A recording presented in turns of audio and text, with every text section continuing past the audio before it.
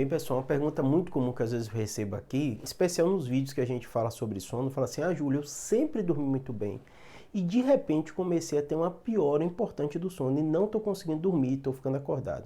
Eu preciso me preocupar, preciso fazer algum exame, o que é que eu faço, né? Toda vez que isso acontece, a gente vai passar por algumas etapas que você mesmo vai fazer da sua casa, né? Sem muitas vezes nem precisar ajuda, né?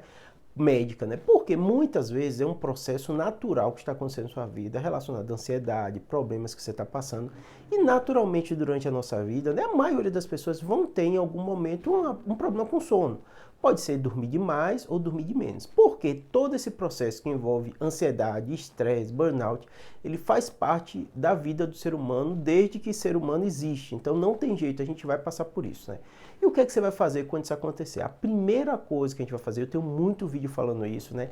É a questão da higiene do sono. A higiene do sono, ela é necessária porque são várias etapas, né?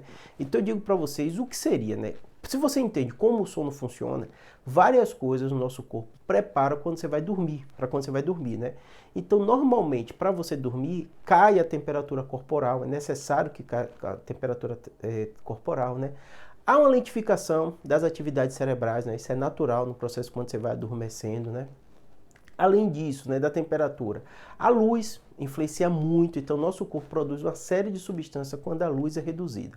Você entende esses fatores, você vai começar a entender o seu comportamento. Em primeiro lugar, quando você está pensando em dormir, você vai ter que fazer de tudo para que esse fenômeno aconteça de forma mais simples. Então, por exemplo, se você toma um café, o café ele é estimulante no sistema nervoso central, então vai atrapalhar todo esse fenômeno acontecer. Então, às vezes, o coração é acelerado, aumenta a temperatura corporal, tudo isso você toma o café, então vai dificultar você dormir, né? Se você comeu muito, você fez uma alimentação pesada, a mesma coisa, a alimentação pesada vai levar o seu corpo uma necessidade de digerir aquilo. Então vai acelerar uma série de coisas para levar sangue para o intestino, para absorver esses nutrientes. Então também não é legal para você fazer.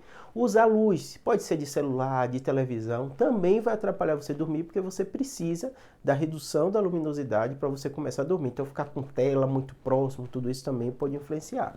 Outro aspecto bem relevante, as atividades cerebrais, não falei que ela lentifica. Então, se você fizer alguma atividade como assistir filme intenso, ficar conversando, ficar pensando em problema, uma série de substâncias vão ser produzidas no seu corpo que vai fazer, às vezes, a temperatura subir, tem uma aceleração. É impressionante que as pessoas não entendem, que às vezes você entende que se você correr, seu coração vai acelerar, mas se você ficar parado, pensando em problema, pensando em coisa ruim, uma série de substâncias vão ser liberadas, sua frequência cardíaca vai aumentar. Faça um teste em casa com aqueles reloginhos, você vai ver assim, o pensamento, o agente pensar. O ser humano, ele tem, diferente dos outros animais, uma capacidade cerebral muito intensa que isso influencia o seu corpo. Então, se você tem pensamentos de problema, de tudo isso, vai acontecer uma série de modificações no seu corpo que vai atrapalhar o seu sono. Então, é importante você fazer isso também, né? Então, assim, se você reduz a temperatura do quarto, desliga a luz, tenta fazer pensamentos mais tranquilos, mais relaxantes possíveis, né? Vê com esse cuidado também com a questão do antes, né? Então não fazer atividade física pelo menos umas 3 horas antes, não comer muitos alimentos, não comer alimentos que vão estimular o seu corpo. Todos esses fatores você fazendo de forma conjunta é uma chance muito grande, se você não tem nenhum problema de saúde, se você não tem o transtorno de ansiedade, se você não tem nada físico que está prejudicando o seu sono, de você melhorar esse estresse que você está passando, essa dificuldade para dormir. Se isso não acontecer, aí vale a pena procurar ajuda. Pode ser o clínico geral, o médico da família, que ele vai fazer uma triagem inicial e ver. Normalmente pode ser problemas otorrino, né? Dificuldade de respirar, desvio de septo, algum problema aqui dessa região, né? E também pode ser problemas neurológicos, né? Existe uma série de alterações, né? Ou neuropsiquiatra, transtorno de ansiedade, depressão, que interfere diretamente no sono. Espero que tenha ajudado a